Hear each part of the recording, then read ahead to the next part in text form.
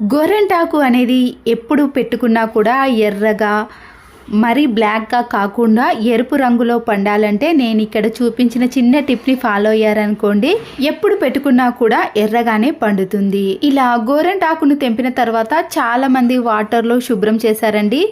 తడి ఎక్కువగా ఉన్నా కూడా ఆకు అనేది ఎర్రగా పండదు. నేనైతే ఇక్కడ గోరెంటాకును క్లాత్లో వేసి నీట్గా శుభ్రం చేసుకున్నానండి.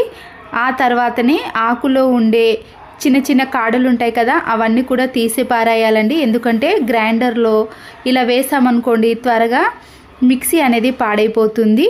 శుభ్రం చేసిన ఈ గోరెంటాకును ఇలా మిక్సీ జార్లోకి వేసుకోవాలి. కొద్ది కొద్దిగా వేసుకొని వాటర్ వేయకుండా మిక్సీ పట్టుకోవాలండి. వాటర్ వేసారనుకోండి గోరెంటాకు అనేది అస్సలకే పండదు. ఇందులో ఏది వేయకపోయినా కూడా గోరెంటాకును రుబ్బుకోవటం చాలా కష్టం అవుతుందండి. ఎందుకంటే ఆకు అనేది త్వరగా మెత్తగా కాదు కదా.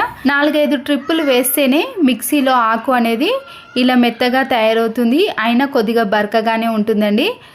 అయితే ముందుగా నేను దీనిని ఇలా పక్కన పెట్టేసి మిక్సీలో గోరెంటాకు అనేది త్వరగా రుబ్బుకోవాలి అన్నా లేదా ఎర్రగా పండాలి అంటే ఇప్పుడు చూపించే టిప్ని మీరు ఖచ్చితంగా ఫాలో అవ్వాల్సిందేనండి.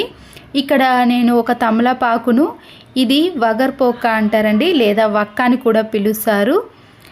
ఇలా వక్కను ముందుగల మనము చిన్న చిన్న పీసెస్గా కట్ చేసుకోవాలి. ఈ వక్క త్వరగా మెత్తబడాలి అంటే కొంత చింతపండు రసాన్ని ముందుగానే ప్రిపేర్ చేసుకోవాలండి, కొన్ని వాటర్ని వేసి. ఇప్పుడు ఈ వక్కను ఈ చింతపండు రసంలో వేసుకొని నానబెట్టేసుకోవాలి. గ్రైండర్ వేసేటప్పుడు ఈజీగా గ్రైండ్ అవుతుందండి.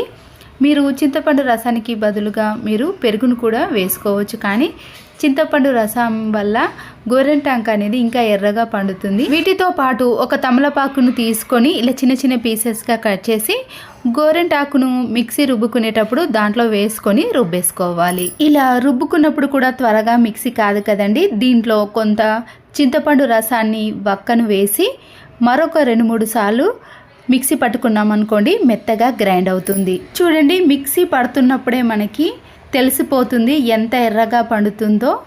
ఇలా మీరు వక్కను కానీ తమలపాకును ఖచ్చితంగా వేయాలండి. చింతపండు రసాన్ని వేసే మిక్సీ అనేది త్వరగా గ్రైండ్ అవ్వటానికి వేస్తున్నాము. వాటర్ని వేయకుండా ఇలా చింతపండు రసాన్ని వేసి గ్రైండర్ పట్టుకున్నారనుకోండి త్వరగా రుబ్బుకోవటమే కాకుండా మనకి గోరెంటాకు అనేది ఇలా ఎర్రగా పండుతుంది. రుబ్బుకున్న గోరెంటాకునంతా కూడా ఇలా ఒక గిన్నెలోకి తీసుకోవాలి.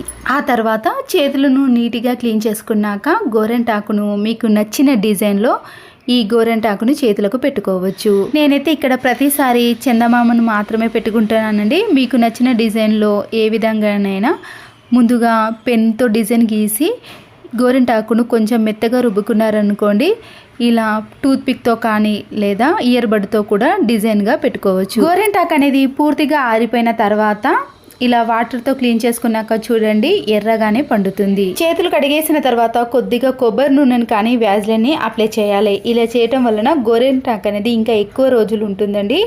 చూసారు కదండి ఎంత షైనింగ్లో కలర్ఫుల్గా కనబడుతుంది కదా.